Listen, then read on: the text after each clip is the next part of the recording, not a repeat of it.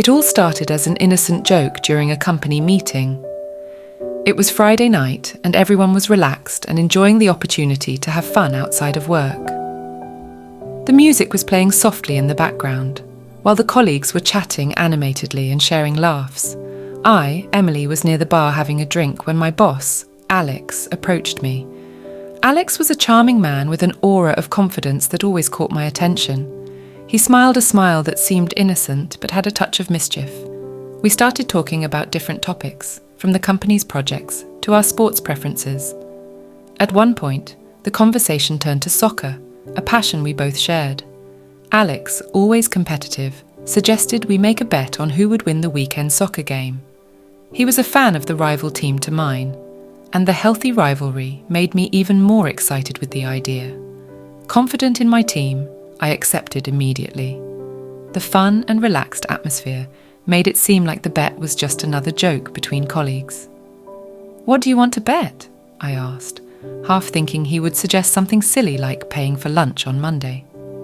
Alex, with a mischievous twinkle in his eye, replied, "Whoever loses will have to do something of the winner's choice." At that moment, I didn't realise how ambiguous and even dangerous this could be. The drink and the light party atmosphere made me lower my guard, and I accepted, without a second thought. The night continued peacefully with more conversation and laughter. I was sure my team would win, so I didn't even worry about what Alex might ask. It was just a joke, something to make the weekend more interesting. On Sunday, I watched the game with enthusiasm, but soon I saw that my team was starting to lose ground. Anxiety started to grow inside me, and in the end, my team lost. I felt butterflies in my stomach remembering the bet, but still, a part of me thought Alex would not ask for anything more than a funny or embarrassing task. On Monday, when I arrived at work, Alex was waiting for me with a kind and intriguing smile. He reminded me of the bet, and still trying to keep the mood cheerful, I asked him what he wanted me to do. It was then that he, with a serious look but still with that touch of mischief, said, "I want you to go to dinner with me without telling your husband, John." That took me by surprise. It was not what I expected, and suddenly the harmless joke seemed to have taken a much more serious turn. At that moment, I felt a mixture of emotions, surprise, discomfort, and a strange excitement. The idea of doing something hidden, something that would break the rules, was both frightening and intriguing. Alex looked at me, waiting for my answer, and I knew that rejecting the bet was not an option. The embarrassment of coming back on my word and the pressure of the moment made me agree. I nodded, trying to hide the nervousness I felt. I didn't know that this decision would be the beginning of a series of events that would change my life in a way I never imagined. The night of the dinner, I was a nervous wreck. I spent the whole day trying to concentrate on work, but my mind was completely full of anxiety and anticipation of what was to come. When I got home, I went straight to the shower, trying to relax and get ready for the night. I chose an elegant black dress that highlighted my curves in a subtle way without being too provocative. It was important to keep things as professional as possible, at least at first. While I was applying my makeup, my thoughts were racing. What did Alex want with this dinner? Why had he chosen me for this bet? My hands were shaking slightly while I was applying mascara, and I had to take several deep breaths to calm my racing heart. When I finished, I took one last look in the mirror and, satisfied with what I saw, grabbed my purse and left. I arrived at the restaurant. Alex was already there, sitting in a more private corner. He stood up when he saw me and came to greet me with a welcoming smile. His presence had an aura of confidence that was both comforting and intriguing. During dinner, Alex was the perfect gentleman. He brought me closer to the chair, gave me subtle compliments, and made me laugh with his funny stories. Every minute that passed, I felt more at ease, and the initial tension started to dissipate. Our conversation flowed naturally, starting with work-related topics and gradually evolving to more personal ones. We talked about our dreams, fears, and even our families. At some point, I realized that I was enjoying the attention Alex was giving me. He had a way of making me feel special, as if I was the only person in the world at that moment. His eyes sparkled with genuine interest, and his words were always carefully chosen to please me and make me feel good. The mood gradually warmed up. Alex began to give more personal compliments, commenting on how my smile lit up the room and how captivating my presence was. I knew this was beyond the professional limit, but I couldn't help the feeling of pleasure his words gave me. It was as if he was seeing me in a way that no one else did, and it was intoxicating. In the middle of a shared laugh, our gazes met in a way that made my heart skip a beat. There was an intensity there, a silent connection that said more than any words could express. My body reacted instantly, feeling a mixture of nervousness and excitement. With each passing moment, it became clearer that this dinner was becoming much more personal and intimate than I had anticipated. The night continued with more laughter, more conversations, and a growing closeness. When it was time for dessert, Alex suggested sharing a bowl of ice cream with chocolate syrup. The simple gesture of sharing dessert became a symbol of our connection, a moment of sharing innocent and loaded with meaning. Dinner was over, but the story was far from over. Alex had awakened something in me that I could no longer ignore. I left the restaurant with something much more complicated and intense. After dinner, Alex suggested we go to a quiet bar, a place he knew where we could continue the conversation in a more relaxed atmosphere. I accepted, still feeling the warmth of our connection during dinner. The small bar was charming, with soft lights and ambient music that created an intimate atmosphere. We chose a table in a more private corner where we could talk without interruptions. As soon as we sat down, Alex ordered 2 glasses of wine. I was a little nervous, but the wine helped me relax. As we talked, he started to be more daring, complimenting my beauty and intelligence in a way that made me feel embarrassed, but also flattered. I felt my cheeks blush with each compliment, and my heart beat faster. After a few drinks, the atmosphere in the bar became even more intimate. The soft music and dim lights created an almost magical ambience. Alex kept looking at me with that sparkle in his eyes, and every time he spoke, his words seemed to envelop me in a cloak of seduction. The wine had loosened my defences, and I felt more relaxed, more open to his advances. The conversation had become more personal, and he began to make comments that went beyond the simple, "You are beautiful."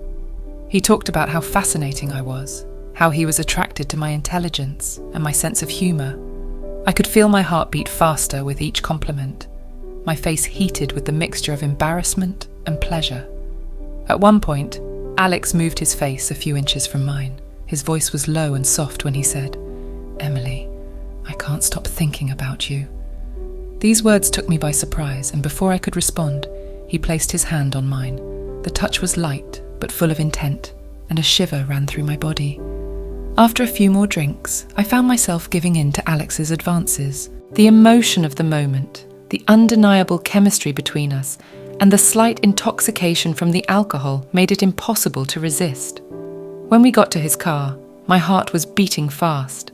Alex opened the door for me, and as soon as I got in, he approached me, closing the door behind him. In the cramped space of the car, the closeness between us was electrifying.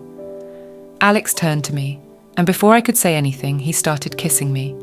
His lips were hot and urgent against mine, and I felt a shiver of pleasure run through my body. My heart was beating so fast I could hear it in my ears. Alex's kiss was intense and passionate, and I responded with equal fervour. His hands explored my face and neck, each touch sending waves of heat throughout my body. I knew this could have serious consequences. I was playing with fire, but I couldn't resist.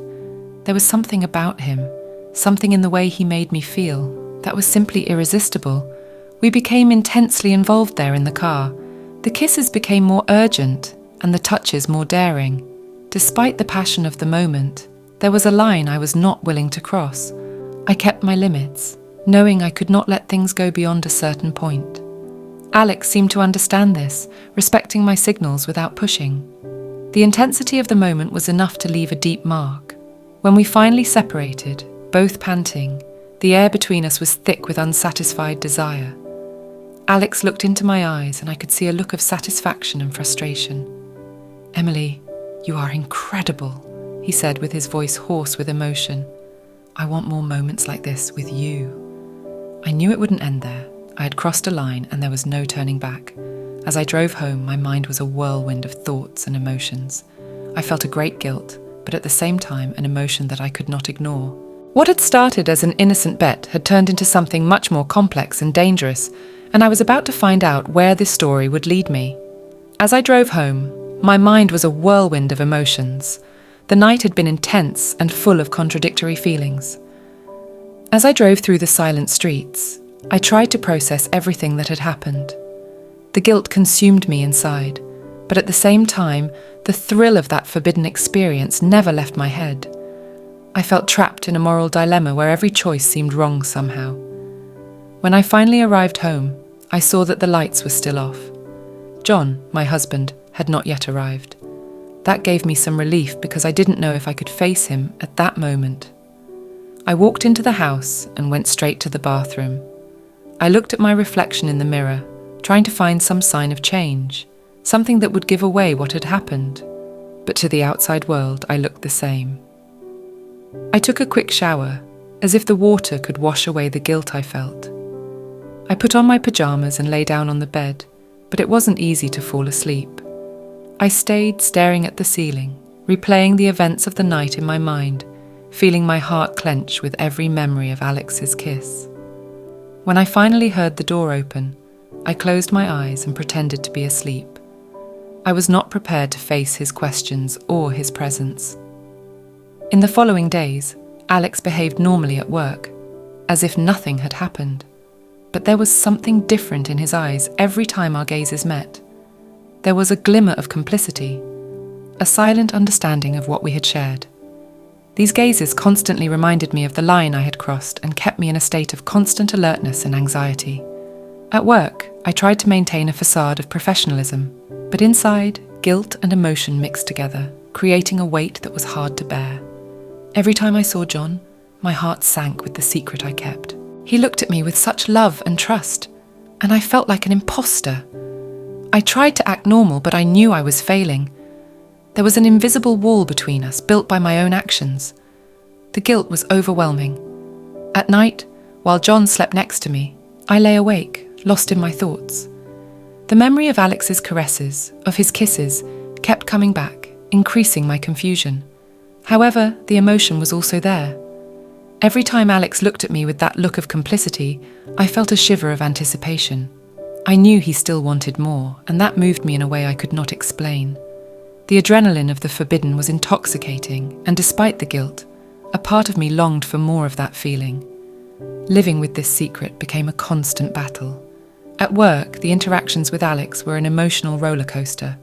Every accidental touch, every whispered word, all carried enormous weight. And every time I returned home, I felt the pressure mounting. John didn't deserve this, and I knew I needed to make a decision, but I was trapped in a cycle of desire and regret. The dangerous line I had crossed no longer seemed like a mere momentary transgression. It was a path that would change my life forever. Each day, the choice between desire and morality became clearer. But for now, I was caught in a whirlwind of emotions, trying to find a way out of the mess I had created in my life. The days turned into weeks, and the tension between Alex and me only grew stronger. Our secret meetings became more frequent, and each one left me feeling more conflicted than the last. The thrill of being with him was undeniable, but so was the guilt I felt every time I looked at John. I knew I was playing a dangerous game, but I couldn't seem to stop. The passion between Alex and me was like a fire that couldn't be extinguished, and every touch, every kiss, only fueled it further. One evening, after another intense encounter with Alex, I drove home with tears streaming down my face. The weight of my actions was becoming too much to bear. I knew I had to make a choice, but the thought of losing either Alex or John was unbearable. As I pulled into the driveway, I saw John standing at the door looking worried. I quickly wiped my tears and put on a brave face, but deep down, I knew that something had to change. I couldn't keep living this double life. That night, as I lay in bed next to John, I made a decision. I would end things with Alex. It was the only way to save my marriage and my sanity. The next day, I met Alex at a quiet cafe and told him everything. He was visibly upset, but he understood. We shared one last kiss, filled with all the emotions we had kept hidden for so long. As I walked away, I felt a sense of relief, mixed with sadness. I had made the right choice, but it wasn't an easy one. Returning home, I felt a new sense of determination. I would rebuild my relationship with John and focus on the future. The guilt was still there, but with time, I hoped it would fade. As the days passed, John noticed a change in me. I was more present, more engaged in our relationship. He didn't know what had happened, but he could see that I was trying. Slowly, we began to heal. The journey was long and filled with challenges, but I was committed to making it work.